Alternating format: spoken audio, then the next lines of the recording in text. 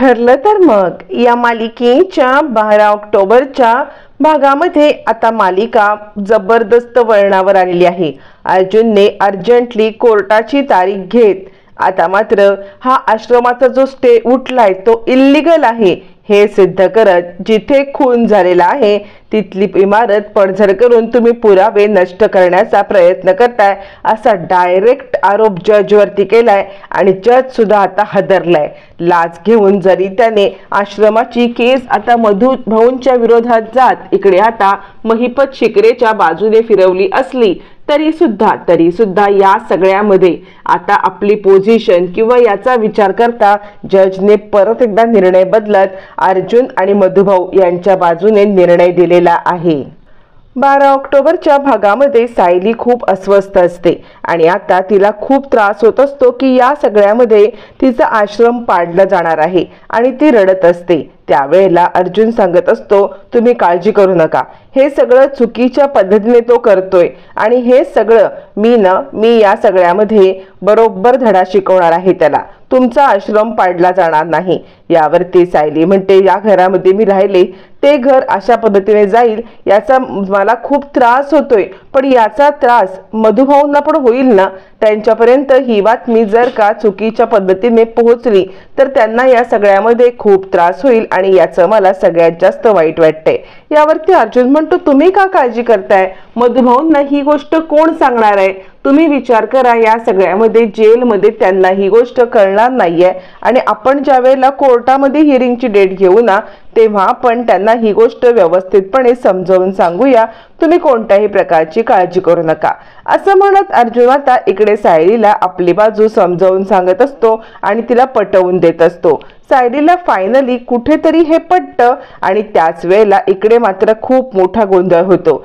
जी सायलीला भीती वाटत असते तीच भीती आता सत्यात येत असते, कारण ज्या वेळेला इकडे आता आश्रमावर स्टे उठलाय ही गोष्ट फायनल होते त्याच वेळेस महिपत आता त्या एका हवालदाराला कॉल करतो जो हवालदार मधुभाऊंच्या जेलमध्ये तिकडे काम करत असतो। मग आता महिपत कॉल करतो आणि काय रे त्या म्हाताऱ्याची अपडेट काही हल्ली देत नाहीस, तू तरी त्याची अपडेट्स घेतोयस ना। यावरती तो हवालदार म्हणतो हो मी अजून तिथेच आहे, तुम्हाला काही माहिती हवी असेल तर तुम्ही मला सांगू शकता। यावर महिपत म्हणतो माहिती काय नाही, त्याच्यापर्यंत एकच बातमी पोचवायची आहे की या सगळ्यामध्ये त्याच्या आश्रमाचा स्टे उठलाय आणि तिकडे आता मोठी इमारत होणार आहे, ही बातमी फक्त पोचव, होऊ दे त्याला पॅनिक आणि गेलं मेलं म्हातारं तरी आपल्याला कुठे फरक पडतोय असं म्हणत महिपतने जी सायलीला भीती असते तीच भीती खरी करत आता त्या माणसाला बरोबर आता मात्र अडकवण्यासाठी मधुभाऊंना सांगण्यासाठी सांगितलेलं असतं। आणि मग तो काय हवालदार पैशाचा होता आता महिपतचा मिंधा असतो आणि तो ताबडतोब मधुभाऊंच्या इकडे जातो।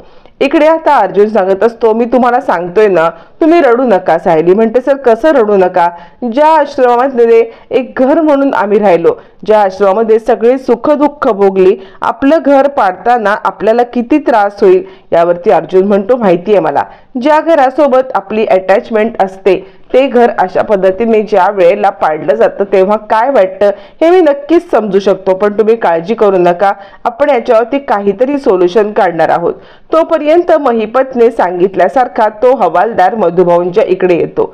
मधुभाऊंच्या इकडे आल्यावरती तो हवालदार आता मात्र मधुभाऊंना म्हणतो ए म्हाताऱ्या उठ उठ असं म्हटल्यावरती आता मधुभाऊ झोपलेले असतात, ते उठतात आणि तो म्हणतो तुला एक महत्वाची बातमी सांगायचंय, तुझे ते आश्रम आहे ना आश्रम, त्या आश्रमाचा स्टे उठलाय, आता तिकडे महिपत शिकरे बिल्डिंग बांधणार आहे, बिल्डिंग कळतंय का तुला असं म्हटल्यावरती मग मात्र आता इकडे मधुभाऊंना धक्काच बसतो। या सगळ्यामध्ये मधुभाऊंना धक्का बसतो आणि आता तो हवालदार म्हणतोय बघ तुझ्या काळजीपोटी मी हे सगळं सांगितलंय।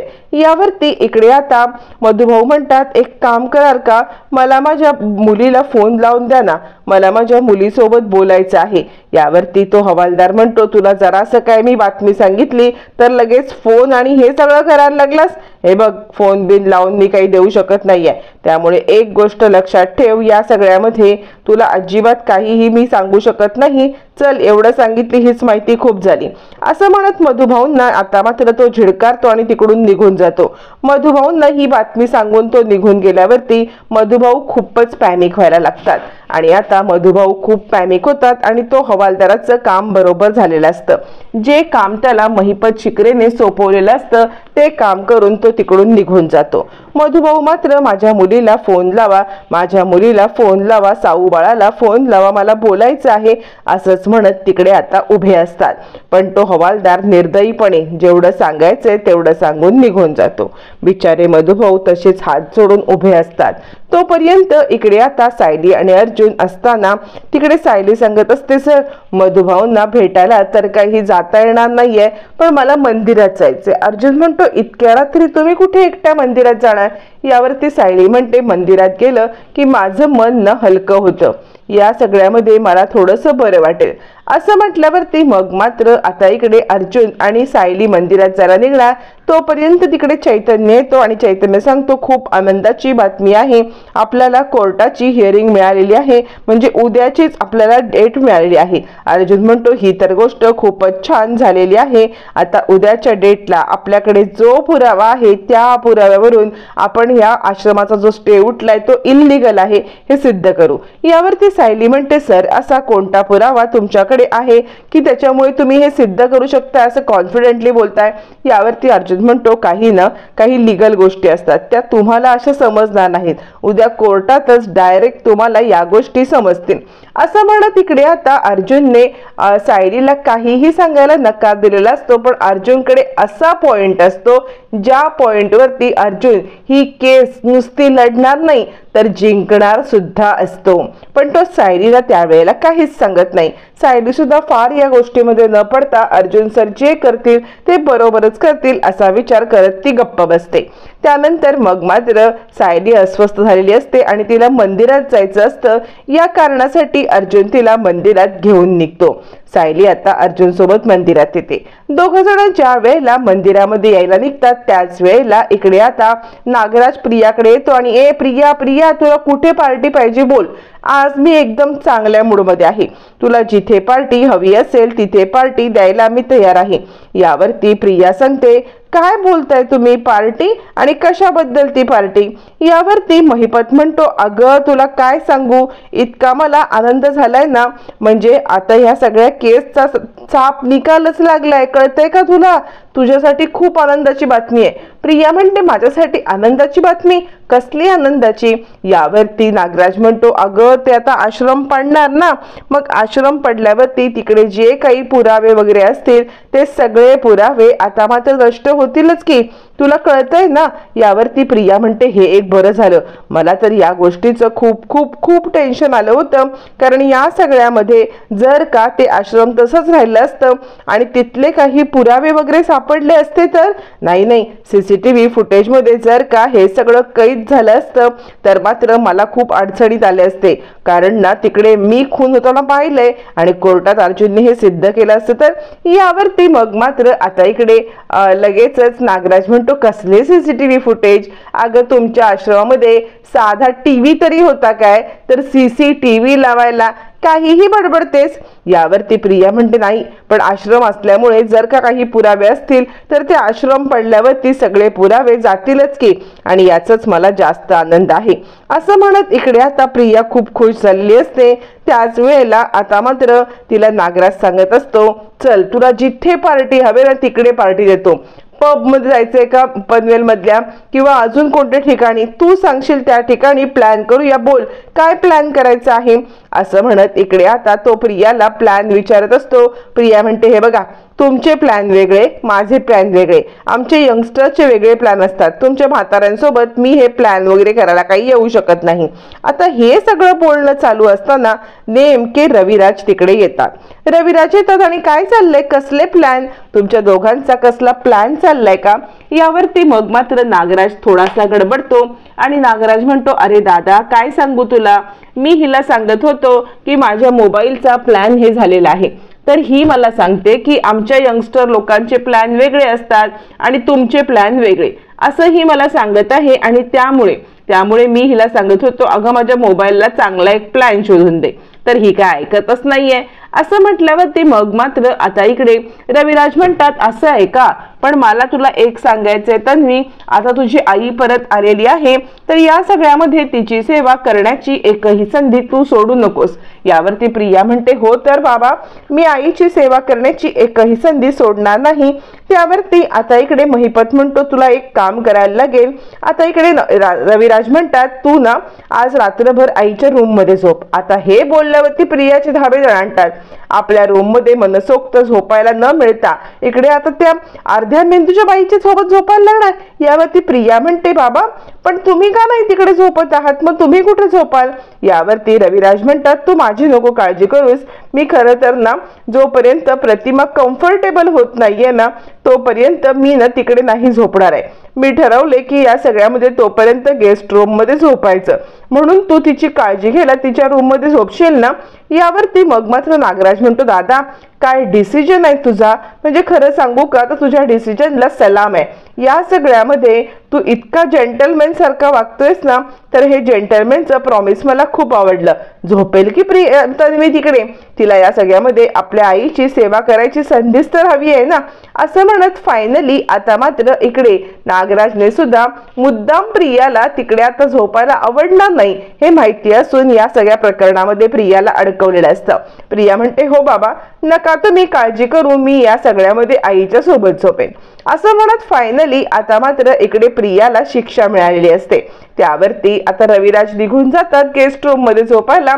तेव्हा आता नागराज म्हणतो, वा वा वा, जा तन्वी जा, आपल्या आईची सेवा कर, आपल्या आईला जे हवं नको ते बघ. आणि मग काय म्हणत होतीस, आमच्या यंगस्टरचे प्लॅन असतात का? ठीक आहे, तू तुझ्या यंगस्टरच्या प्लॅन प्रमाणे कर, मी माझ्या म्हाताऱ्यांच्या प्लॅन प्रमाणे पार्टी करतो.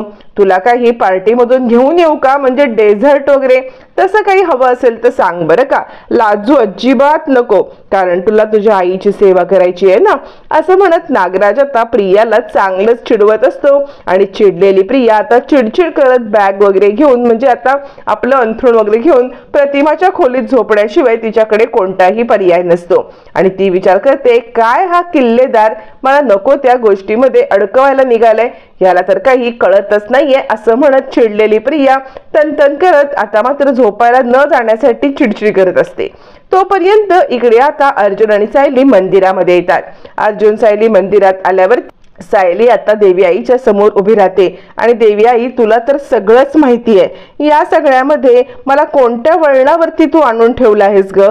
म्हणजे ज्या घरामध्ये मी हसले, बागडले, लहानाची मोठी झाले, त्याच घराला आज माझ्यापासून हिसकावून घेण्याचा तू प्रयत्न करतेस. एकतर ज्या मधुभाऊंनी मला लहानाची मोठी केली, ज्या मधुभाऊंच्या मुळे मी इथपर्यंत आहे, त्याच मधुभाऊंना तू माझ्यापासून हिरावून घेतलंस, तरी सुद्धा त्यांना सोडवण्यासाठी मी प्रयत्न करते आहे.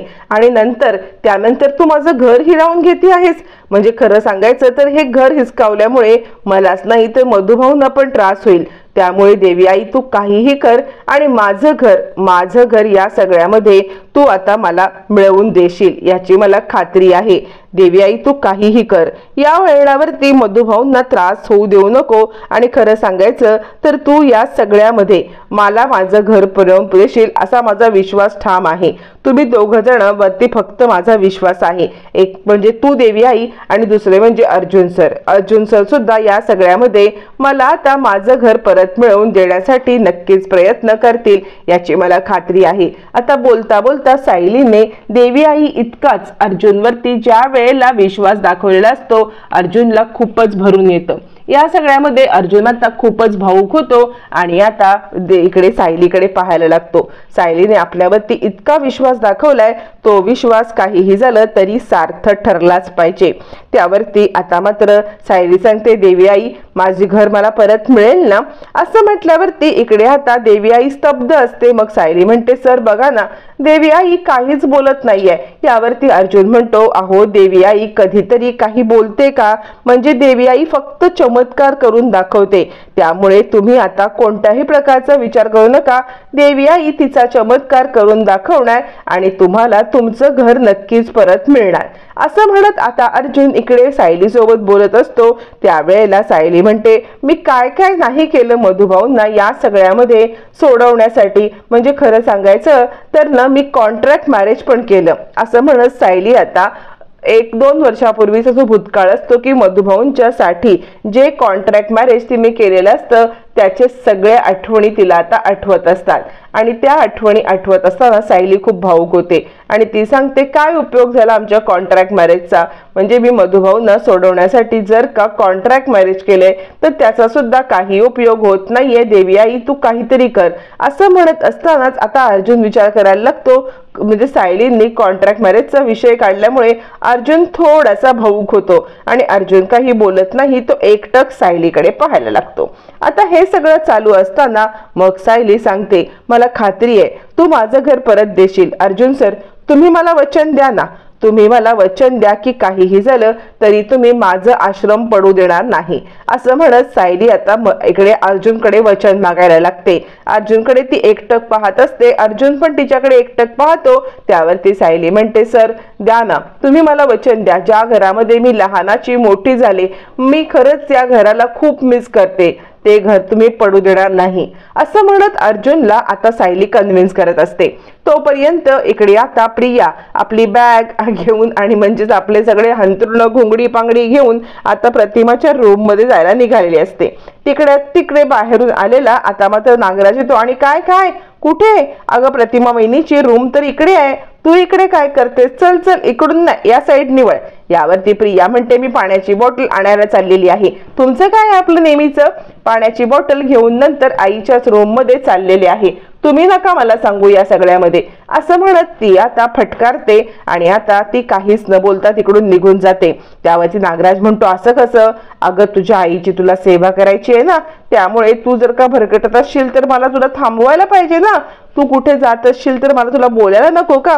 बरं मी छान पार्टी करून आलेलो आहे आणि तुमचं काय? तुमचं सगळ्यांचं मस्तपैकी झालं असेल ना जेवण वगैरे आणि तुझी पार्टी तुझ्या आईच्या रूम मध्ये. म्हणजे कसं आहे, तुमच्या यंगस्टरचा प्लॅन वेगळा असतो ना, आमचा प्लॅन वेगळा. असं म्हणत नागराज तिला टोमडा मारायला चुकत नाही.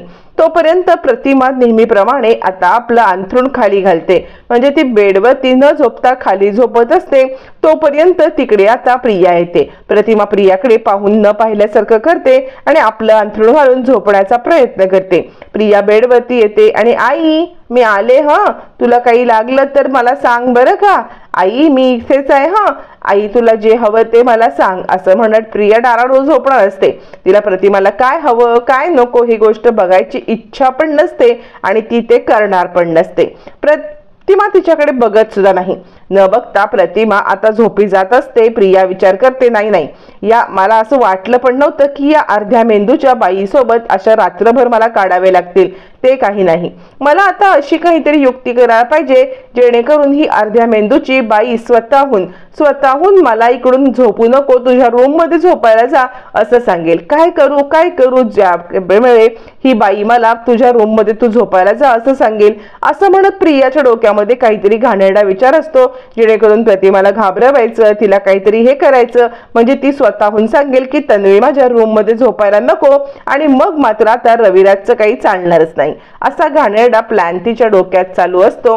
तोपर्यंत सायली इकडे देवी आईच्या इथे असते आणि ती सांगत असते, अर्जुन सर द्या ना तुम्ही मला वचन की माझं घर असलेलं आश्रम तुम्ही कधीही पडू देणार नाही. अर्जुन सर द्या ना मला वचन. असं म्हणत सायली वचनावरती हट्ट करत असते. आता अर्जुनचा नाईलाज होतो. अर्जुन सायलीच्या हातामध्ये हात ठेवतो आणि ज्या घरामध्ये तुम्ही इतके दिवस राहिलात, जे घर तुमच्यासाठी मंदिरापेक्षा पवित्र आहे, त्या घराला एकही धक्का लागू देणार नाही असं मी तुम्हाला वचन देतो. असं म्हणत फायनली अर्जुनने सायलीला वचन दिलेलं असतं आणि सायलीच्या आनंदाचा पारावार राहत नाही. सायली खूपच खुश होते आणि तिचा अर्जुनवरती पूर्ण विश्वास असतो की काहीही झालं तरी अर्जुन सर आपलं घर बिलकुल पडू देणार नाहीत आणि त्यांचा शब्द ते पाळतील.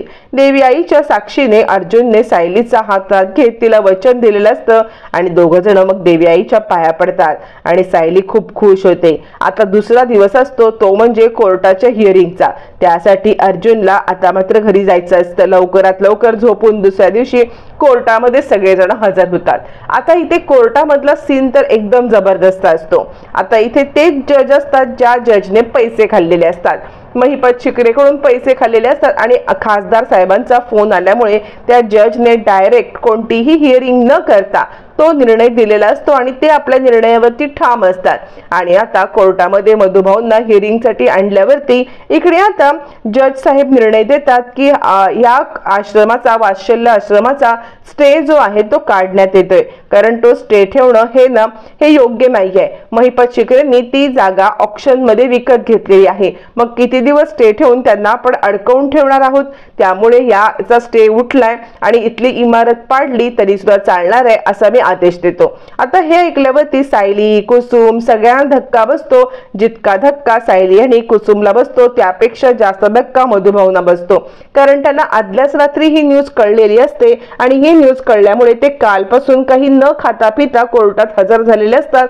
आणि त्यातच आता जज साहेबांनी निर्णय दिला, त्यांना होप्स असतात की अर्जुन काहीतरी निर्णय बदलेल, पण जज साहेबांचा निर्णय ऐकून आता मात्र इकडे मधुभाऊ हादरतात, त्यांना चक्कर येते। मग अर्जुन, सायली मधुभाऊ मधुभाऊ असं म्हणत मधुभाऊंच्या इथपर्यंत येतात।